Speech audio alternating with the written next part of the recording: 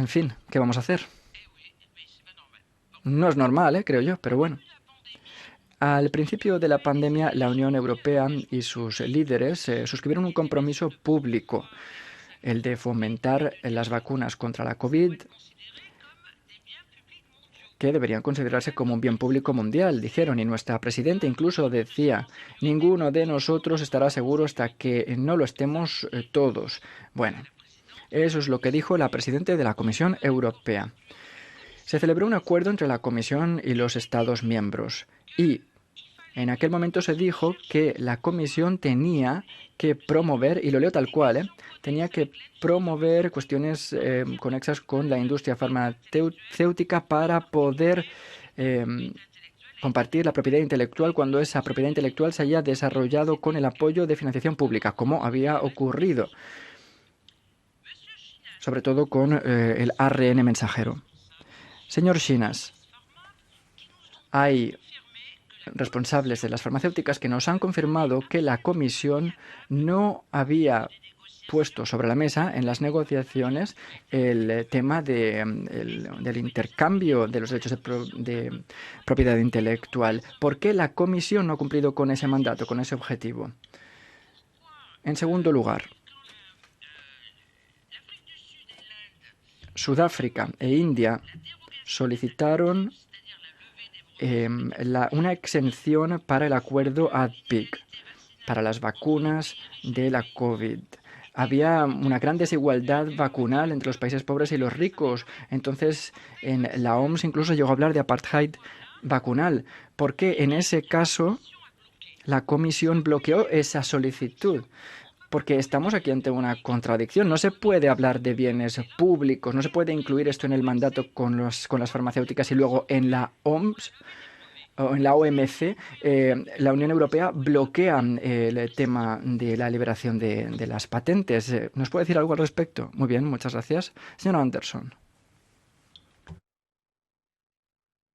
Muchas gracias. Un comentario al hilo de la pregunta que planteaba antes, presidente. Le preguntaba por qué no había anunciado la decisión por la que no se invitaría a Ursula von der Leyen a esta comisión. Usted decía que porque no se había tomado ninguna decisión al respecto. En fin, veamos.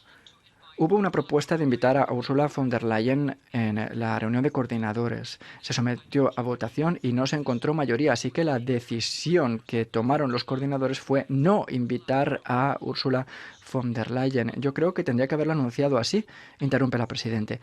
Yo no la vi a usted en la reunión de coordinadores, señora Anderson. No creo que le ataña a usted sacar conclusiones. Bueno, sí, dejémoslo. Voy a seguir con mi pregunta. Solo quiero decir que una decisión que se tomó es una decisión tomada. Muchas gracias, señor Sinas, por estar aquí. Según las respuestas que brindaba el Parlamento Europeo, usted, señor Sinas, cuando se le nombró comisario, dijo, creo realmente en la rendición de cuentas y siempre he llevado mucho cuidado con el dinero de los contribuyentes. Ursula von der Leyen puede que haya soslayado el procedimiento adecuado cuando firmó los contratos de adquisición de las vacunas. Hubo un intercambio de mensajes entre Ursula von der Leyen y grandes farmacéuticas y seguramente ha gastado como no debiera el dinero de los contribuyentes. ¿Qué haría usted? ¿Recomendaría a Ursula von der Leyen que compareciese ante esta comisión para responder a las preguntas de la ciudadanía? Me gustaría saber también qué piensa sobre el comportamiento de Ursula von der Leyen, que yo personalmente encuentro que es un acto de desdén contra la ciudadanía. Una aclaración también para el resto de eurodiputados que no estuvieron en la reunión de coordinadores. Tomamos la decisión de solicitar esos documentos que se mencionan en el informe del Tribunal de Cuentas y escribir una misiva para Ursula von der Leyen, o también a la señora Metsola y a la señora von der Leyen, y no tomamos una decisión sobre si íbamos a invitarla o no. Pensamos que habría que tomar esa decisión más tarde. Si queremos invitarla, sería mejor hacerlo más tarde. Eso es lo que dijo la mayoría en la reunión de coordinadores. Muchas gracias. Tomo nota. Gracias. Señor Sinas, tiene usted usado la palabra. Muchas gracias. Gracias por esas preguntas. Iré respondiendo en orden. Señora Trelenoir, usted nos hablaba de las responsabilidades. Es algo que hemos abordado ya en el pasado en varias ocasiones. Creo que la Comisión ya ha expresado su opinión con respecto a la responsabilidad de terceras partes. Tiene que haber un derecho a compensación que blinde los derechos de nuestra ciudadanía.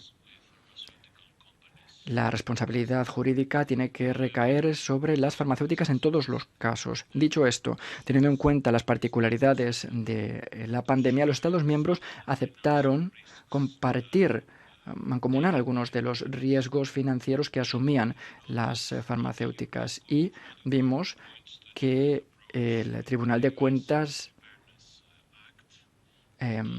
apunta a un enfoque totalmente diferente, similar al de Estados Unidos, que protege totalmente a las farmacéuticas en caso de disputas. El 13 de octubre, los miembros del Tribunal de Cuentas confirmaron y vieron con buenos ojos que la Comisión no hubiera puesto en peligro la protección de los derechos de la ciudadanía y siempre veló por por el respeto de las disposiciones de la Directiva de la Inocuidad de los Productos.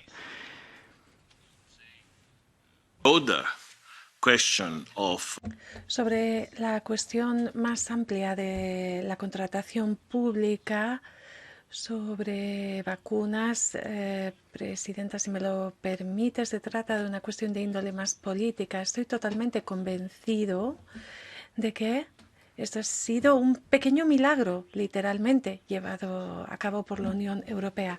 Ha sido un ejemplo de éxito de la Unión. Y yo creo que no se ha analizado lo suficiente este éxito y no se ha defendido lo suficiente tampoco, pero un éxito que los ciudadanos europeos han sentido de primera mano. Y yo voy a hablar en mi nombre y en nombre de mis colegas de la Comisión. Este éxito no ha sido un pequeño logro de la Unión Europea en un entorno constitucional como el que tenemos. La Unión Europea ha diseñado y aplicado el mayor programa de vacunación de toda la historia de la humanidad y hemos podido lograr esto frente a todos los ciudadanos europeos, y esto a pesar de las condiciones económicas adversas. Este enorme éxito de la Unión Europea creo que constituye un logro del cual todos tenemos que ser conscientes en nuestros debates, señora presidenta. Señora Rivasi, en el grupo de contacto hemos debatido mucho esta cuestión de propiedad intelectual. Yo ya lo he explicado y supongo que usted es consciente de ello. Hemos abordado mucho la cuestión de la estrategia de la Unión Europea dentro de la OMC y su estrategia en materia de vacunas. En junio del año pasado, como resultado de los debates del grupo de contacto, hemos presentado un enfoque global a la OMC sobre elementos comerciales y de salud, con medidas de facilitación comercial, mejora de la transparencia, limitaciones a las restricciones de exportación, y para la Comisión queda muy claro que la propiedad intelectual forma parte de la Comisión en materia de acceso, de la estrategia, en materia de estrategia de vacunas como elemento de innovación y acceso a las nuevas vacunas y también de ayuda a los países en desarrollo. No debemos olvidar, cuando hablamos de estrategia de respuesta global, que la UE es el mayor defensor de la exportación de las vacunas. Hemos exportado 2.550 millones de dosis de vacunas. Disculpe, señor Chinas, pero no se trata de eso. Perdone, señoría, pero estoy elaborando mi respuesta y me quedan algunas cuestiones por plantear. Disculpe, no debemos olvidar que la cuestión de la propiedad intelectual forma parte de todo un ecosistema de medidas de la Unión Europea que nos ayudan a liderar la respuesta global. Este millón de 2.550 dosis es una cifra que debe enorgullecernos. Y yo personalmente no he visto que esta cifra se haya transmitido lo suficiente en la esfera pública europea. He visto datos que apuntan a lo contrario, pero no se ha transmitido lo suficiente esta cifra. Sobre África, bien, hemos sido un elemento clave de la herramienta COVAX. Hemos proporcionado dosis a 146 países en el mundo y estamos muy satisfechos de que se haya acordado por fin un mecanismo en la 12ª conferencia de la OMC de este año, un marco jurídico que aclare mediante el acuerdo TRIPS las condiciones en la OMC para garantizar un acceso justo y amplio a las vacunas. Sobre lo que ha comentado la señora Anderson, yo mantengo los compromisos que planteé en mi audiencia ante el Parlamento Europeo y asumo con orgullo y satisfacción estos compromisos. Y se trató de la audiencia más larga probablemente en la historia de la Unión Europea, 3 horas y media. Y yo mantengo que vamos a reforzar la transparencia con respecto al dinero y la forma en que gastamos el dinero de los contribuyentes europeos. Usted me ha pedido que transmitamos información confidencial a esta Cámara. Esto se ha hecho bajo un marco muy específico y cubierto con unas disposiciones muy concretas, y yo me comprometo con este procedimiento y voy a hacer todo lo que esté en mi mano para que esta Cámara disponga de toda esta información. Sobre la información y la posición de la presidenta, yo quisiera decirle que nadie puede negociar estos contratos por SMS. Se trata de un procedimiento muy estructurado con la participación de la Comisión, del Parlamento, de un comité de supervisión, varias rondas de negociación aquí en el comité de supervisión, etcétera. Así que esto no se puede improvisar por teléfono, ¿eh? Estas negociaciones no se pueden llevar a cabo así.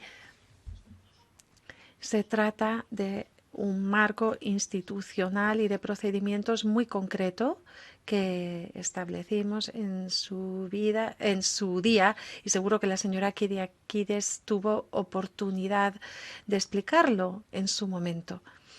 Muchas gracias, señor comisario, señor vicepresidente. Sí, quisiera recalcar la importancia de que podamos tener acceso a estos documentos, señor Teresa. Gracias. La Comisión nos dijo que este procedimiento iba a ser seguro y efectivo. Esto en distintas ocasiones, en distintas audiencias con el certificado verde, y se nos dijo que se frenaría y se eliminaría la transmisión de la enfermedad, y nos hemos dado cuenta de que toda esta información en su momento fue falsa, porque las vacunas no frenaron la transmisión del virus, como nos había afirmado la dirección de Pfizer y como lo planteó también la Comisión Europea el 13 de octubre. Así que mi pregunta es la siguiente. Según el informe del Tribunal de Cuentas, la Comisión, bajo la dirección de la señora von der Leyen, compró 4,6 millones de dosis. ¿Por qué se compraron tantas dosis de la Unión Europea? Y la segunda pregunta tiene que ver con la transparencia. Ha planteado la cuestión de responsabilidades, y estas empresas se dijo que serían responsables de los posibles efectos secundarios. Nos ha hablado de estos contratos, pero no se han publicado. Nadie ha tenido acceso a estos contratos completos en el Parlamento Europeo. Y la verdad es que es muy importante que haya más personas, además de la Comisión, que puedan tener acceso a estos contratos. Y, por último, señor vicepresidente, ¿cuándo vamos a poder tener, cómo se va a poder justificar el efecto adverso grave de las vacunas? ¿Cuándo lo van a justificar? La presidenta von der Leyen. Voy a hablar español, dice la oradora. Ha demostrado que ningún país puede enfrentar y solucionar emergencias globales por sí solo. La salud se ha convertido en una cuestión geopolítica, sobre todo por la relación que existe entre la salud y la seguridad. Por eso la dimensión internacional de la política sanitaria de la UE se ha convertido en una parte crucial de la acción exterior de la UE. Además de afrontar mejor las emergencias, la pandemia ha puesto de manifiesto deficiencias y problemas estructurales, entre otros, en las capacidades de producción de medicamentos y vacunas de muchos países socios de la UE. Yo misma soy la rapporteur de este informe y me preocupan dos cosas. Y yo quiero mirar hacia el futuro, ¿no? ¿Cómo podemos mejorar? Lo primero es que creo sinceramente que hemos sido lentos en facilitar la investigación y la producción en la Unión Europea. Esa estrategia de reindustrialización, ¿no?, de nuestro continente. Tenemos mucha industria europea, o como mínimo mucha industria made in Europe, que tendríamos que ayudarles a facilitar menos burocracia, con más seguridad, a producir, invertir, investigar en Europa, porque esta será nuestra gran bandera en eso de salud y seguridad. Y el segundo punto, para mí muy importante, es ciberataques. Tenemos que ser conscientes que últimamente están habiendo muchos ciberataques a nuestros hospitales. Hace 2 semanas, en un solo día, atacaron a 3 hospitales, por ejemplo, en mi ciudad, en Barcelona, y en el último año y medio en España hemos sufrido, por ejemplo, 3.000 ciberataques en hospitales y en infraestructuras sanitarias.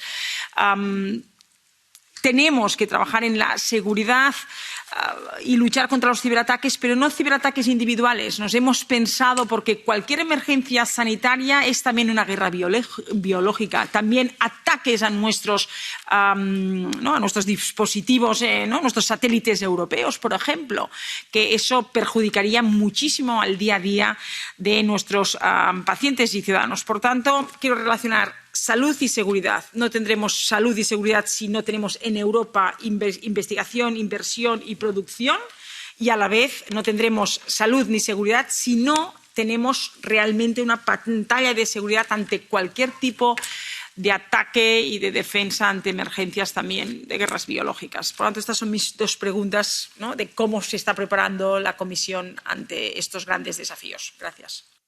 Thank you very much. Gracias.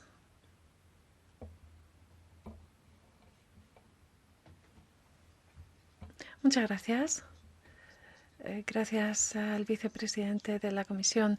Su trabajo consiste en garantizar el nivel de vida, estilo de vida europeo. Por una parte, la contratación pública y cómo podemos tener acuerdos satisfactorios por parte de la Unión Europea. Y por otra parte, garantizar la transparencia y poder examinar el trabajo de la Comisión. Y para esto necesitamos normas. De cara al futuro vamos a tener que trabajar mucho en contratación pública. Estoy convencido de ello. La cuestión es que los dos objetivos a veces se contradicen. ¿Por qué?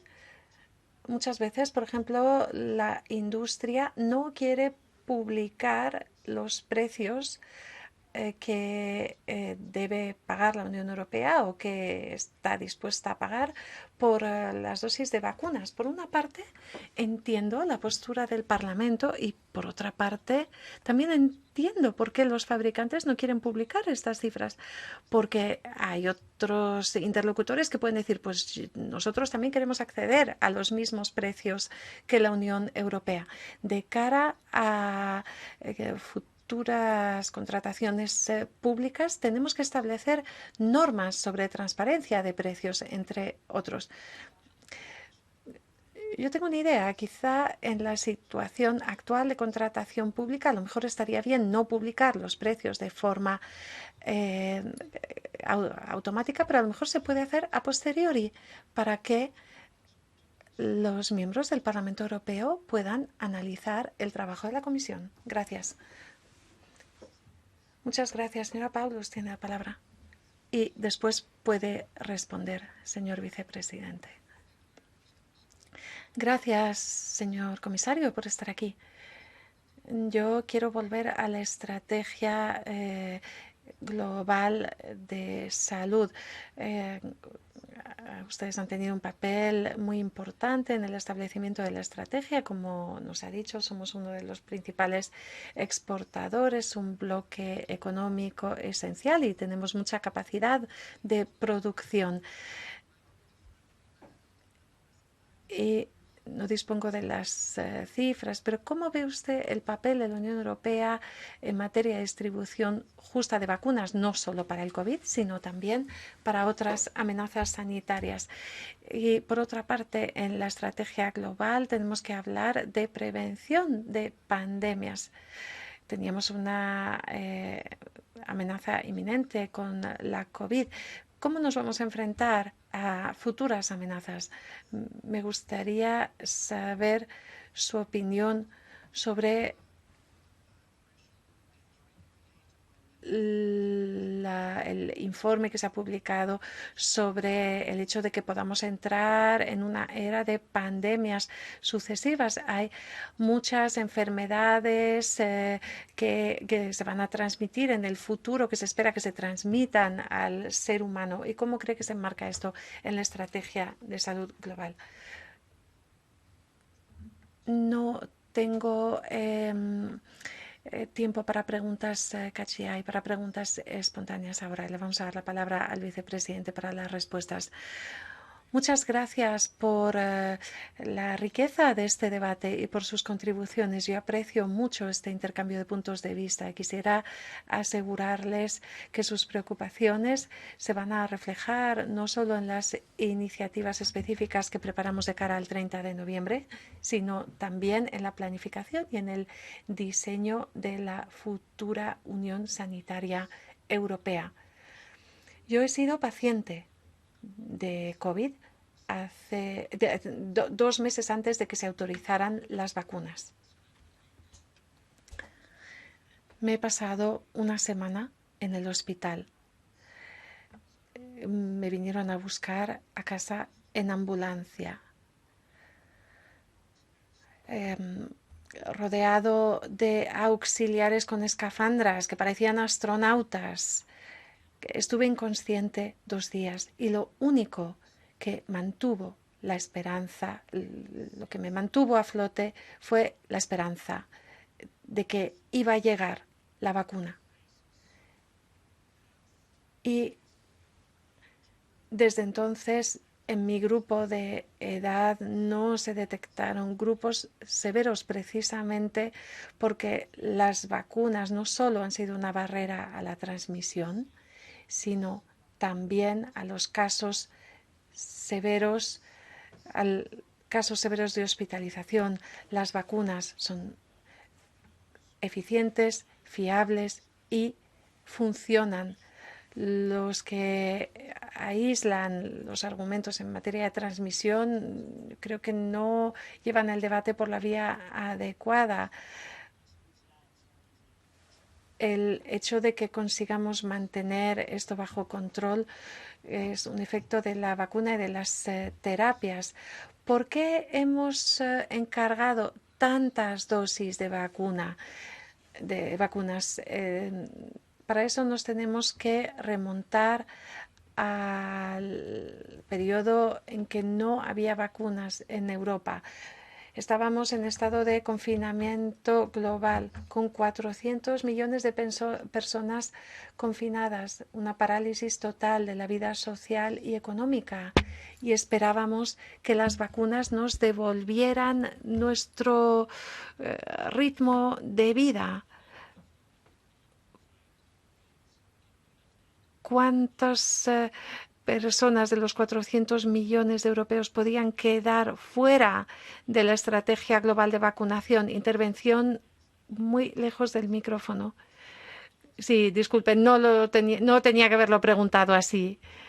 Pero lo que estoy tratando de decirles es que hemos encargado tantas dosis porque en los debates con los Estados miembros y los expertos desde el inicio nos pidieron una cobertura global y universal.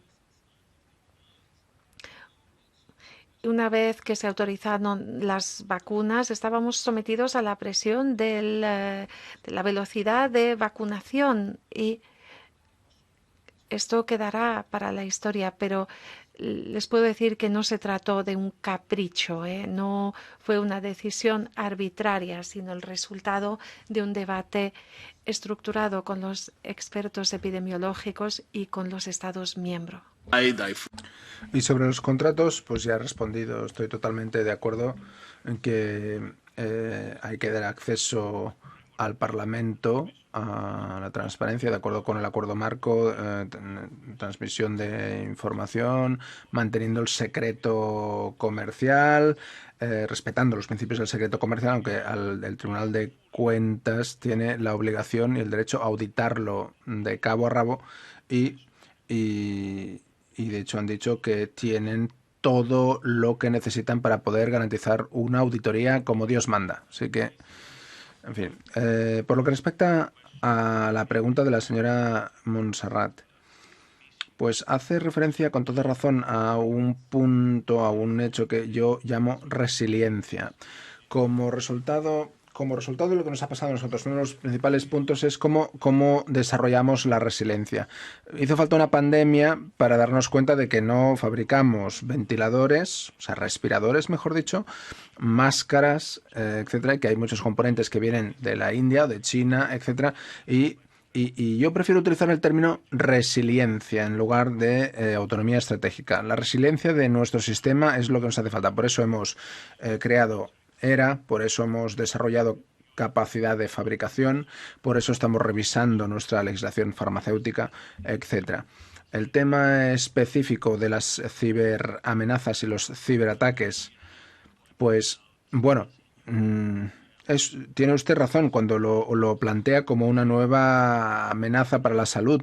Los cibercriminales o delincuentes están poniendo en el punto de mira nuestros sistemas de salud de forma prioritaria. ¿Por qué? Porque hay un montón de información en nuestros sistemas sanitarios. Se pueden encontrar ahí. Los sectores bancarios y financieros se defienden mejor, mientras que nuestros sistemas sanitarios nacionales pues no consideran la protección de sus datos como una tarea principal, un objetivo principal. Por eso estamos trabajando conjuntamente con el Parlamento y el Consejo para pues promulgar esta ley en materia de ciberseguridad. Hemos llegado a un acuerdo fantástico gracias a la magnífica labor de este Parlamento y de la presidencia francesa en relación con el sistema de intercambio de información NIS-2, que también cubriera el tema de la ciberseguridad. Y estoy seguro de que con estos bloques de resiliencia, pues vamos a proteger nuestro sistema más allá del tema más clásico de las vacunas, los medicamentos y las atenciones sanitarias. Por lo que respecta al tema de los precios, los contratos y tal, no es una cuestión tanto del plazo, el plazo después del cual se publique esto, sino es el tema de la confidencialidad de la información delicada, comercial, ¿no? ¿Por qué? Bueno, usted mismo lo decía. Son empresas y nosotros gestionamos fondos, dineros del contribuyente. No nos interesa dar a conocer a todo el mundo hasta cuánto estamos dispuestos a pagar, porque esto pues alterará el umbral, un poco las expectativas, que pues a fin de cuentas tendrá un efecto negativo sobre la gestión del dinero del contribuyente. Hay que tener, pues no sé, hay que sopesar, ver cuál es el mejor momento para que exista esa transparencia ante el público. Pero eso no quita que el Tribunal de Cuentas tenga toda la información necesaria para hacer una evaluación, una auditoría como Dios manda, para que ustedes puedan quedarse tranquilos, porque ellos han hecho su trabajo con toda la información necesaria. Luego, sobre el papel general de Europa, la política sanitaria mundial. Bueno, creo que usted tiene razón cuando dice que esto no es el resultado de una única intervención. Respeto muchísimo a la gente que dice que la diplomacia en el ámbito de las vacunas es fundamental. Bueno, es muy importante, pero no es clave. No se trata de que la Unión Europea dé una imagen de firmar un cheque o mandar una caja de vacunas. No, se tiene que ver como un ecosistema sanitario que está en el centro de la respuesta internacional. Es algo que cada vez más gente dice. Hablen con el director general de la OMS, que no es europeo. Le dirá que Europa estuvo a la altura de las circunstancias haciendo lo que hizo.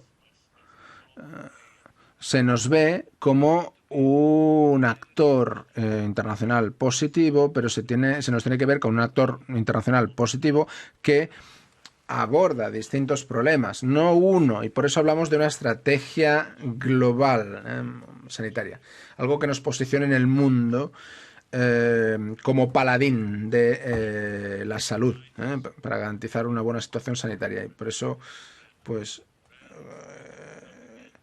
nos puede invitar a un servidor, al alto representante, señor Borrell, señor Kyriakides, para pues después del 30 de noviembre a darles más información, si lo desean.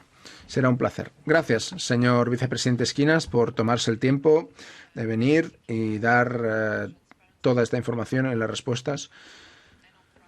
Nos hace falta transparencia sobre los documentos y sobre la tarificación, sobre los precios. Son dos temas distintos, pero es importante que podamos recibir estos documentos. Estoy de acuerdo con que Europa hizo una labor magnífica, negociando el tema de las vacunas, autorizando y haciendo que se incrementara la producción de las vacunas a producción mundial, pero es importante que se dé información. Por lo que respecta a los precios, pues supongo que también habrá muchas preguntas ahí fuera sobre cómo encarar esto de cara al futuro, pero hace falta transparencia. Hay sed de transparencia, como usted ha podido identificar en las preguntas. Bueno, estamos expectantes respecto de esta estrategia sanitaria mundial y bueno, quedamos a la espera del informe y bueno, lo tendremos en cuenta en nuestro informe también. Gracias. Gracias, muy bien. Pasemos al punto 5 del orden del día. Señor Ugarte, de Pago. el señor Ciro Ugarte, de la Organización Panamericana de la Salud, y la señora Sueri Moon, coordinadora del Centro de Salud Global del Instituto